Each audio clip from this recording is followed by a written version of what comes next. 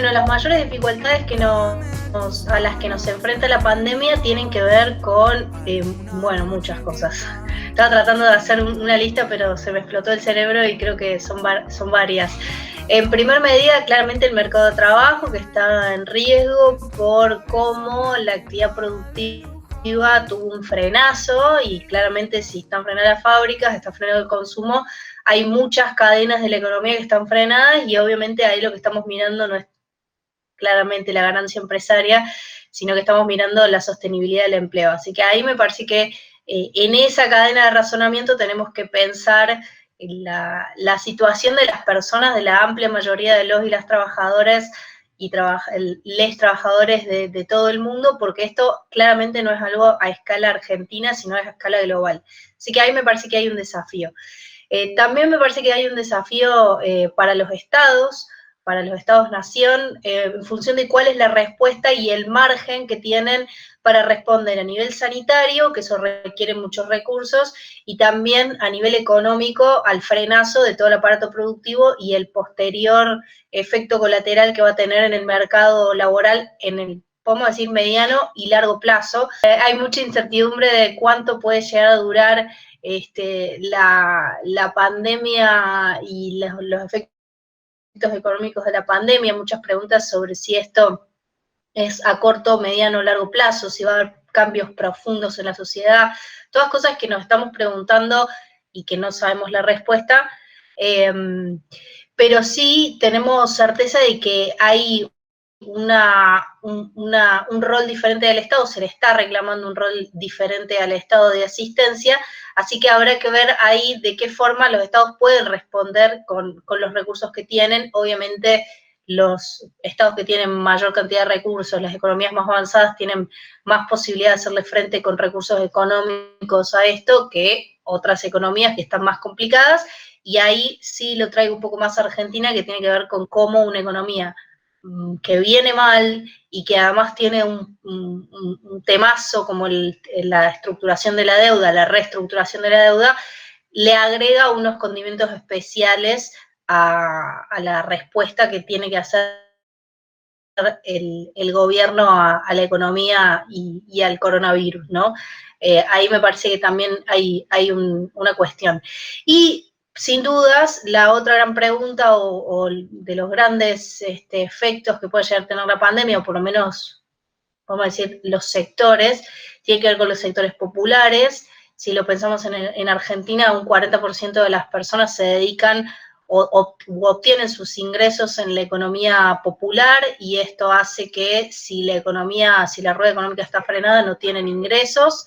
Así que ahí creo que hay una cuestión social, alimentaria, de emergencia profundísima, y dentro de esa gran, podemos decir, ese gran universo de personas que se dedican a la economía popular, tenemos las personas excluidas de las excluidas, que son claramente las personas travestis trans, que, bueno, sabemos que la situación es completamente alarmante, sobre todo porque si bien empezamos a debatir la necesidad del cupo laboral y demás, históricamente son uno de los colectivos más perseguidos y más excluidos de la sociedad, así que ahí me parece que hay que prestarle un poco más de atención si empezamos a mirar la economía con perspectiva.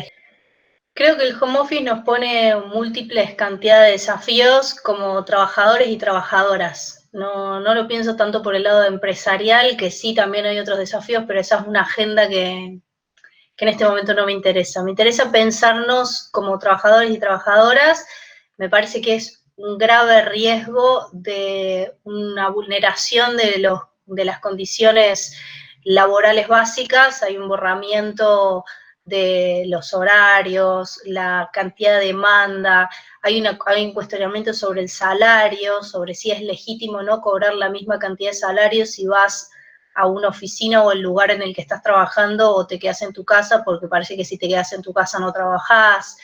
Hay una serie de cuestiones que están vinculadas a un modelo económico, un modelo productivo atado a la presencia, que la verdad es que se venía discutiendo, podemos decir, a grandes rasgos en todo el mundo, el trabajo 4.0, y la verdad es que no había ninguna conclusión y sobre todo no había acuerdos sectoriales ni generales respecto de cómo las tecnologías modifican las rutinas productivas. En ese sentido, me parece que este momento deja a la vista que nadie estaba preparado para ir 100% online y no lo pensemos únicamente entre un trabajo de oficina, que quizás es lo más fácil. Pensemos, por ejemplo, bueno, ni que hablar de las cadenas productivas que claramente requieren de una presencia física. Hay trabajos que no van a soportar ir a estar completamente digitalizados, pero pensemos, por ejemplo, las clases. Ahí tenemos un desafío enorme. Yo soy docente en la UBA y la verdad es que es bastante difícil pensar de migrar de un esquema a donde la virtualidad tenía un rol importante. Por ejemplo, nosotros en la cátedra usamos mucho el aula virtual, pero no estábamos preparados para hacer una cursada 100% digital, 100% online. Creo que no tenemos condiciones como trabajadores y trabajadoras, y por ejemplo en el caso de la docencia, tampoco la tienen nuestros alumnos y alumnas, y creo que ahí hay brechas muy importantes. Y además, hablando de brecha, no todos los y las trabajadoras tienen los conocimientos o los requisitos básicos de formación del uso de plataformas digitales para el trabajo. Una cosa es usar un mail o una videoconferencia y otra cosa es una discusión que se tiene mediación de un Estado que entienda que las partes no están en igualdad de condiciones, no se les puede dar toda la mediar estando más cerca de las empresas, porque claramente acá lo que en un contexto de pandemia las empresas pueden alugar, bueno, pueden ir con argumentos o a tratar de equilibrar hacia su lado, y no digo equilibrar, sino torcer hacia su lado la discusión respecto de cuáles deberían ser las consideraciones del teletrabajo, y ahí siempre los y las trabajadoras tenemos mucho para perder, ¿no? Entonces, en este contexto, creo que uno de los riesgos de iniciar esa discusión del teletrabajo está en cuanto las empresas traten de vincular la cuestión coyuntural con un acuerdo más de mediano y largo plazo. Es una discusión central y es importante que esté contemplado no solamente el ingreso, sino la calidad de vida de los y las trabajadoras. Es una pregunta dificilísima, ¿cuál es el plan económico? Se la vengo haciendo al gobierno desde el minuto cero que asumió. Hay grandes interrogantes, la verdad no podría responder eso, porque me parece que lo que provocó la pandemia es un quiebre inédito, y cuando digo inédito, incluso el Fondo Monetario Internacional lo puso en esos términos, ¿no? Va a ser el gran confinamiento, haciendo el uso del como la Gran Depresión, ese es el nombre que le puso a la crisis que va a atravesar el mundo, que ya está atravesando el mundo por el coronavirus. Así que me parece que lo que tenemos son muchas preguntas. Por ejemplo, el gobierno nacional actual llegó con la idea de que el petróleo y que Vaca Muerta sea un fuerte componente del crecimiento derivado sobre todo, de recepción de inversiones. La verdad es que con el precio internacional del petróleo no tiene demasiado perspectiva de que eso suceda, así que ahí tenés un sector que va a estar muy complicado. La gran pregunta es si esto nos va a hacer fortalecer una matriz diversificada de energías renovables. Ojalá que sí, a mí me gustaría muchísimo. Paradójicamente, el gobierno de Mauricio Macri hizo muchos buenos avances en materia de diversificación de la matriz energética hacia las energías renovables. Este gobierno está bastante frenado y creo que es uno de sus puntos débiles. Ojalá lo revise, sobre todo pensando en que el petróleo y Vaca Muerta, por lo menos en lo inmediato, no lucen como uno de los sectores que puedan generar los dólares necesarios. Y después están las discusiones estructurales de Argentina sobre qué significa el extractivismo y de qué manera se puede aplicar valor a las producciones agroindustriales, ¿no? O sea, más industria al campo, eso puede ser un diferencial importante, dado que Argentina es muy, entre comillas, competitivo en términos internacionales en la producción de alimentos. Así que ahí puede venir algo. Hay que ver cómo la investigación científica y el desarrollo también podrían ser una apuesta de la Argentina, sabemos que hay mucha materia gris y eso sería importante, pero la verdad es que son todas preguntas, no hay certezas y creo que el tablero se modificó por completo con esta pandemia. En relación al rol del Estado y ciertos modelos económicos, más allá de un plan, porque un plan, cuando pensamos en un plan, pensamos en algo concreto, ¿no? Pensamos en sectores, podemos decir, planificaciones para determinados sectores, en objetivos, o sea, pensamos en cosas más concretas. Entonces, por el lado del plan es bastante más difícil hacer alguna lectura, más allá de las cosas que podemos como ver así en general.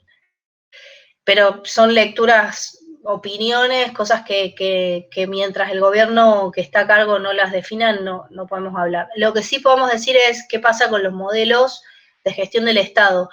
En este contexto, la verdad es que el debate mundial no está en torno de los déficits fiscales. Sabemos que los déficits fiscales o las políticas de equilibrio fiscal que están más ligadas a la ortodoxia económica, en este momento están perdiendo fuerza.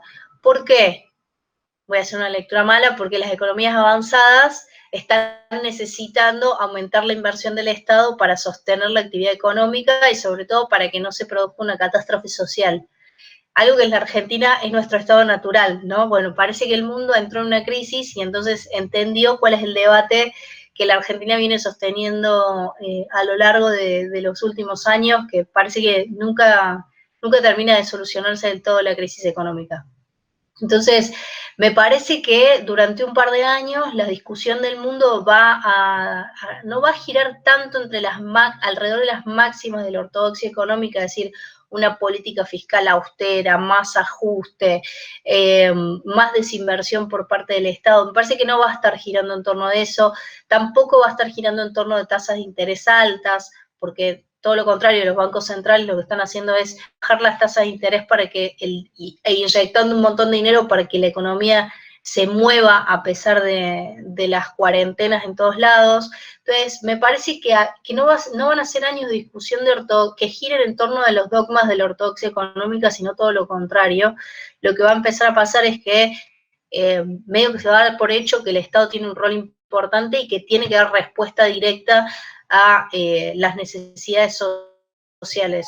La gran pregunta, yo siempre soy pesimista, pero la gran pregunta es si esto va a modificar de alguna manera la orientación ultraortodoxa de las discusiones económicas en el mundo, ¿sí? Por ejemplo, ¿vamos a lograr hacer más permanente que la salud tiene que ser un servicio público? ¿Vamos a lograr de una manera más permanente acuerdos en relación a que los sistemas financieros tienen que tener algún tipo de regulación? ¿Vamos a discutir de alguna forma las desigualdades económicas estructurales? Yo suelo ser pesimista, a mí me parece que tiene que ver con también una coyuntura y habrá que ver el nivel de duración del sostenimiento de dogmas que no están tan ligados a la ortodoxia, sino más bien prefiriendo una mayor presencia del Estado.